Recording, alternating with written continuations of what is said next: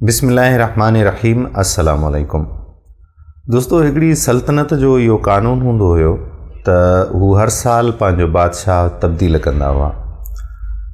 उन्हनि जे बादशाह मुंतख़िब करण जो तरीक़ो इहो हूंदो हुयो त जॾहिं बि सुबुह जो को बि नओं माण्हू उन्हनि जी सल्तनत में दाख़िल थींदो हुयो त हू अची दरवाज़े ते वेहंदा हुआ या ॿाहिरि निकिरी अची वेहंदा हुआ। जेको माण्हू उन्हनि खे पहिरियों नज़र ईंदो हुयो त उन माण्हूअ खे वठी ऐं हू बादशाह मुक़ररु कंदा हुआ। हिकु ॾींहुं ईअं थियो त समुंड में कुझु मुसाफ़िर सफ़र करे रहिया हुआ ऐं तमामु तेज़ तूफ़ान आयो ऐं उन्हनि जो जहाज़ ग़रक़ थी वियो, ॿुॾी वियो। पर उन समूरे जहाज़ मंझां हिकिड़ो माण्हू बची वियो जंहिंखे हिकिड़ो तख़्तो हथु अची वियो ऐं उन तख़्ते ते हू तरंदो तरंदो अची किनारे ते पहुतो। ऐं जॾहिं हू निकिरी ऐं वसंदीअ तरफ़ वधियो त माण्हुनि ॾिठो त माण्हू अची रहियो आहे ऐं उहो ॾींहुं उन्हनि जे बादशाह मुक़ररु करण जो टाइम हुयो।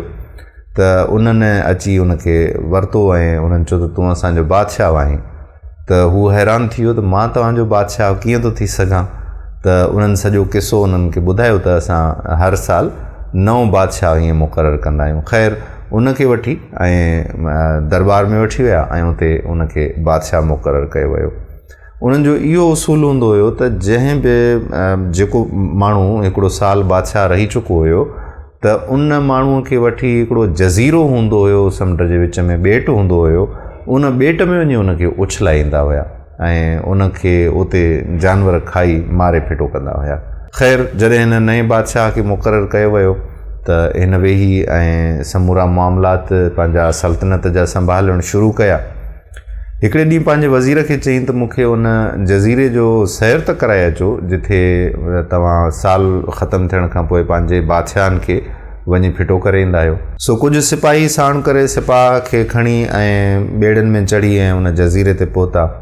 जॾहिं उते वञी पहुता त ॾिठूं त हिकिड़ो हैबतनाक मंज़र आहे। जेके बि पहिरियां वारा बादशाह उन्हनि उते फिटी कया हुआ, छॾिया हुआ उन ॿेट ते, उन्हनि जा हॾा पिया हुआ, सिर्फ़ु ढांचा पिया हुआ ऐं वॾी बदबू लॻी पई हुई। सॼो माहौल जेको आहे ख़राबु लॻो पियो हुयो ऐं उन जंग में जेके आहिनि उहे खूनख्वार जानवर मौजूदु हुआ। बादशाह मोटी आयो ऐं बादशाह मोटी अचण खां पोइ जेके मुल्क जा तमामु सुठा तोपची हुआ ऐं शिकारी हुआ जानवरनि जा, उन्हनि सॼनि खे घुरायो। उन्हनि खे घुराइण खां पोइ उन्हनि खे इहो टास्क ॾिनो वियो त तव्हां वञो ऐं इन जज़ीरे ते इन जंग में जेके बि खूनख्वार जानवर आहिनि उन्हनि खे वञी मारे अचो ऐं सॼो जज़ीरो साफ़ु करे अचो। उहे विया माण्हू ऐं हफ़्ते 10 ॾींहंनि में या 15 ॾींहंनि में उते वञी सॼा जेके बि खूनख्वार जानवर हुआ, जेके इंसान जा दुश्मन जानवर हुआ, उन्हनि सॼनि जानवरनि खे उते मारियो वियो। उनखां पोइ उन बादशाह हुकुम ॾिनो त भले में भलियूं मुल्क जूं ॿकरियूं, भले में भलियूं गऊं, भले में भलियूं मीहूं ऐं भला जेके ढोर आहिनि, कुकड़ कुकड़ियूं, पखी पखण, जेके बि भले में भला जेके इंसान जे फ़ाइदे वारा हुजनि, उन्हनि खे उते वञी आबाद करायो। कबूतर, तोता, ॿियूं शयूं अॻ में ई जंग में हुयूं, पर इन जे बावजूदि पोइ बि उन जंग खे बहितर ख़ूबसूरत बणाइण जे लाइ उन जानवर ऐं पखी पखण जेके आहिनि उन तरफ़ मोकिले छॾिया। उनखां पोइ बादशाह जेका आहे त शादी करे छॾी, निकाह करे छॾियो ऐं निकाह करण खां पोइ पंहिंजी उन राणीअ खे बि ओॾां मोकिलियो। पर राणी खे मोकिलण खां पहिरियां हिन छा कयो, जो सभ खां भला जेके मिस्त्री हुआ पूरे सल्तनत जा, उहे सॼा मिस्त्री घुराया ऐं सॼनि मिस्त्रियुनि खे इहो हुकुम ॾिनो वियो त तव्हां सभई वञी ऐं इन जंग में हिकिड़ो मुंहिंजे लाइ महल तामीर करियो।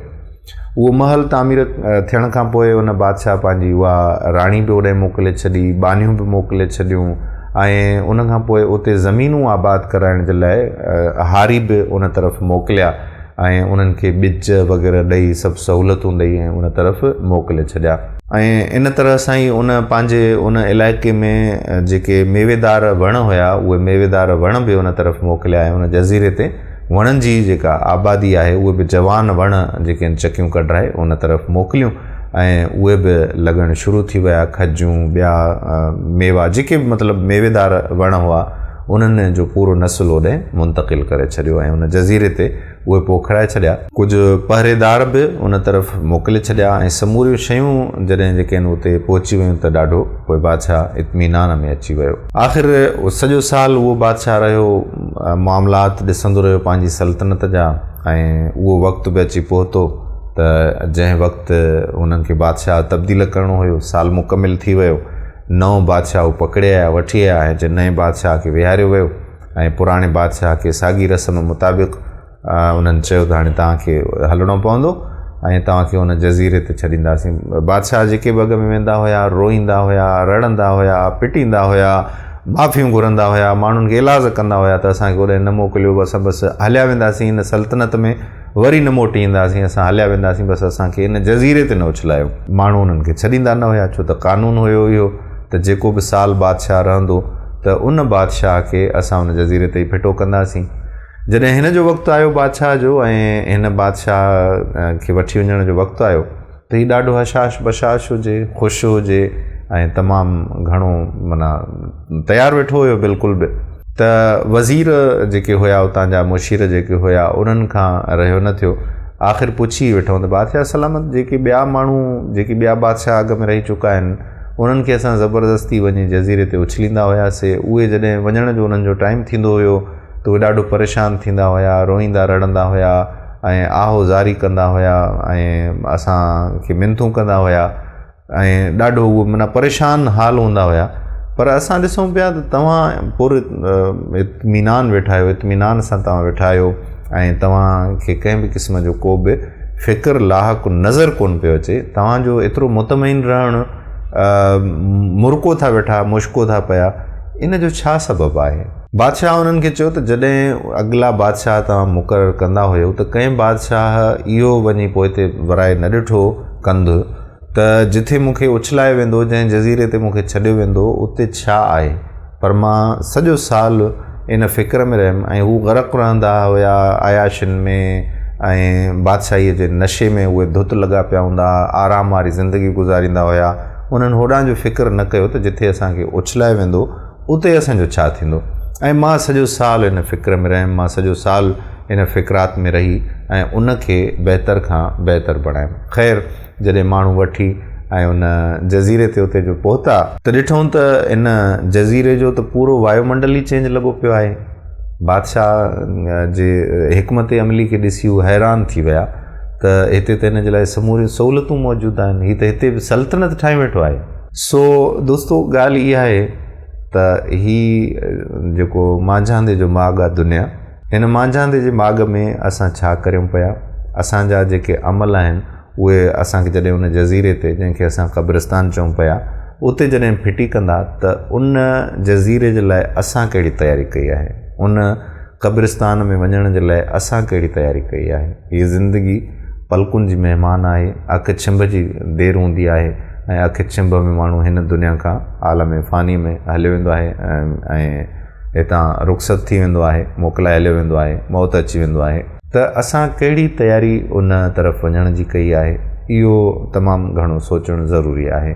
छो त क़ब्र में न असांजी औलाद असांजो साथ ॾींदी, न असांजा वालदेन असांजो साथ ॾींदा, न असांजी दौलत असांखे हुते कमु ईंदी, न असांजो मालो मता असांखे हुते कमु ईंदो, न असांजा यार जिन सां असां मुहबत कयूं था, जिन सां असां टाइम गुज़ारियूं था, जिन सां समूरियूं ज़िंदगीअ जूं ॻाल्हियूं कयूं था ऐं जिन सां गॾु वेही ऐं असां पूरी ज़िंदगी गुज़ारण जी प्लानिंग कयूं था, इन्हनि मंझां कोई बि माण्हू न असां सां क़ब्र में गॾु हलंदो, न असांखे मालो मता कमु ईंदो, धन दौलत जेका हराम हलाल सां असां कठे कयूं था ऐं हराम हलाल जी असां तमीज़ ई विञाए ऐं उन दौलत जे नशे में मगन लॻा पिया आहियूं। त इहो सोचो त जॾहिं असांखे उते उछलाए वेंदो, जॾहिं असांखे दफ़न कयो वेंदो त उन खां पोइ असांजो छा थींदो। सो ज़िंदगीअ में जीअं असां ॿियनि मामलनि जो फ़िक्र कयूं था, जीअं असांखे इहो फ़िक्र आहे त सुभाणे असां छा खाईंदासीं, जीअं असांखे इहो फ़िक्र आहे त हाणे हीउ बंगलो कीअं ठाहिजे, जीअं असांखे इहो फ़िक्र आहे त वधीक गाॾियूं कीअं वठिजनि, जीअं असांखे इहो फ़िक्र आहे त हीउ कपिड़ा जेके आहिनि कीअं भले खां भला पाइजनि, इन्हनि समूरनि फ़िक्रनि में उन जो आख़िरत जो जेको फ़िक्र आहे उनखे बि शामिलु कजे। इहो सभ खां पहिरियां सरे फ़हिरिस्त हुजे, पहिरें नंबर ते इन फ़िक्र खे असांखे रखणु घुरिजे त असां हितां पंहिंजे लाइ हिन वक़्तु असां वटि वक़्तु आहे, असां ज़िंदह आहियूं त असां वटि वक़्तु आहे। मरण खां पोइ असांजा अमल क़तन ख़तमु थी वेंदा ऐं हर शइ मुनक़ता थी वेंदी। तव्हां इहो सोचो त तव्हां पंहिंजे वॾड़नि जे क़बर ते केतिरो वञो पिया, उन्हनि जे लाइ केतिरियूं तव्हां ख़ैर ख़ैरातूं कयूं आहिनि, उन्हनि जे लाइ तव्हां केतिरो उन्हनि ॾांहुं सदको मोकिलियो आहे। जेकॾहिं नयूं मोकिले सघिया त पोइ यकीनन असां बि क़बर में ईअं ई बेयारो मददगार पिया हूंदासीं ऐं तव्हां दुनिया मंझां असांजे लाइ कोई बि मोकिलण वारो न हूंदो। इन खां पहिरियां जो देरि थी वञे ऐं असां खे क़ब्रिस्तान में दफ़न कयो वञे, पंहिंजे लाइ कुझु करणु ज़रूरी आहे, आख़िरत जे लाइ कुझु करणु ज़रूरी आहे। माल मता जेको असां जमो करियूं पिया, वॾी हैरानीअ जी ॻाल्हि आहे त इहो असां सां गॾु न हलंदो। सो उमेदु आहे त हीअ वीडियो अव्हांजी ज़िंदगीअ खे तब्दील करण जे लाइ सुठी साबित थींदी ऐं ॿियनि दोस्तनि सां बि हिन वीडियो खे वंड कंदो त जीअं कंहिं न कंहिं जे दिलि में इहा ॻाल्हि लही वञे ऐं वेहिजी वञे दिलि में ॻाल्हि, ऐं जेकॾहिं उहो सदको कंदो, का ख़ैरात कंदो, को सजदो कंदो त यकीन कयो उनजो सवाबु असां सभिनी खे मिलंदो। सो ईंदड़ वीडियो ताईं अव्हां खां मोकिलाईंदुसि। पंहिंजे मेज़बान कादिर बख़्श कलोड़े खे दुआ में यादि रखिजो। अव्हां जे लाइ दुआ घुरायूं त अल्लाह करीम अव्हां खे सिधे रस्ते ते हलण जी तौफ़ीक़ अता फ़रमाए।